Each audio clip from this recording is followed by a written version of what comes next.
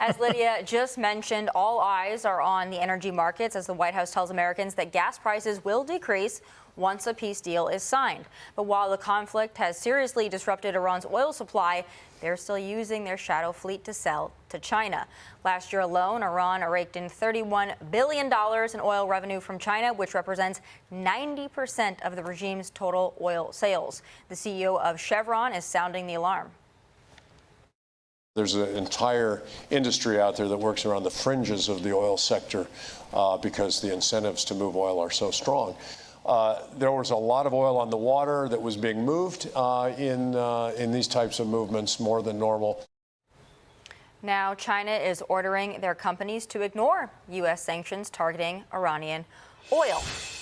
Joy, I know you said it can't just be about the Strait, but the Strait's a big part of this because Iran has caused a lot of pain due to what they've been able to do, and we have a blockade, and we've done a lot as well. But how do you factor in China here? This is not a new problem. Yeah. It's something that our government has been aware of for a long time. When we talk about this blockade, one of the things the blockade is doing is stopping ships that were already sanctioned and there was just no policemen there to stop them. We knew what ships to stop because we knew which ships were already breaking the rules, all of the sanctions. So that's when it comes down to you can put sanctions on a country, but if nobody's there to enforce them, the sanctions don't matter. As a matter of fact, all it does is open opportunity. So sometimes those sanctions that we want to see or that we get mad when they're lifted turn out to be a positive for a country because it gives them a black market to deal in. Maybe not Iran, but someone.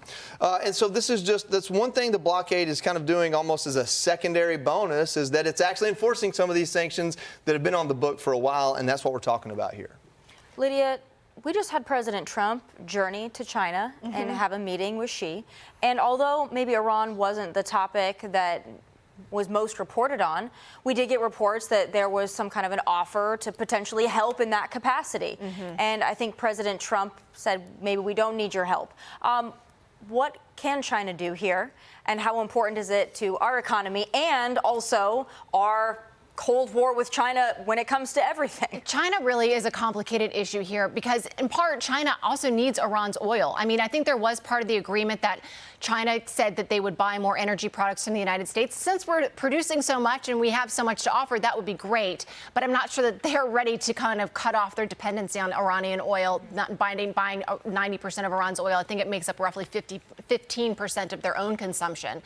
Part of what's complicated here, too, is that as much as we're trying to kind of separate from China in terms of our own trade, we still need them. We need them to buy our agricultural products, and we have to buy a lot of stuff from them, too. Rare earths and magnets.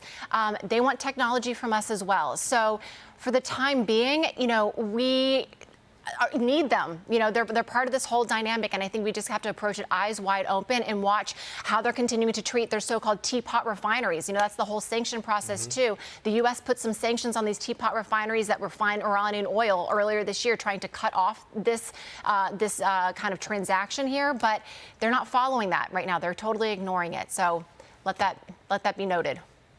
Mark, your assessment of where we stand and where we're going. So China gets 70% of its oil from three sources: Venezuela, Russia, and the Strait of Hormuz. Venezuela has been cut off. We've been seizing Russian tankers, shadow fleet tankers, and the Strait of Hormuz is closed right now. So this is a big problem for China. It's also an advantage for Iran because Iran, I agree with Joey that the Strait of Hormuz can't be the victory in the war, but it's a victory for Iran if we can open it. Because what they have discovered is they want a nuclear weapon so that they can take the world hostage.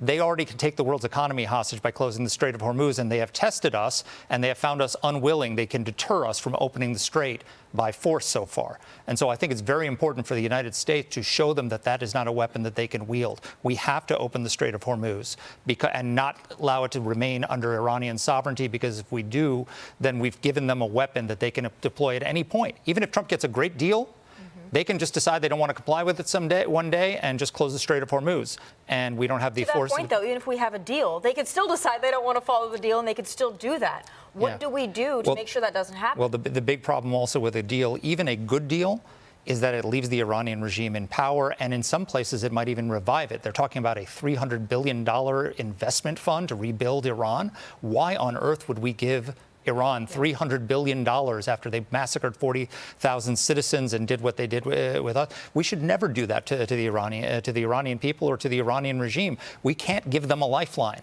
as a part of this deal. And I think there's some people who are urging the president to do things that are not in his interest or America's interest. Wrong road, as they say. All right. Be sure to like and subscribe for all the Fox News latest on YouTube and catch full shows streaming now on Fox One.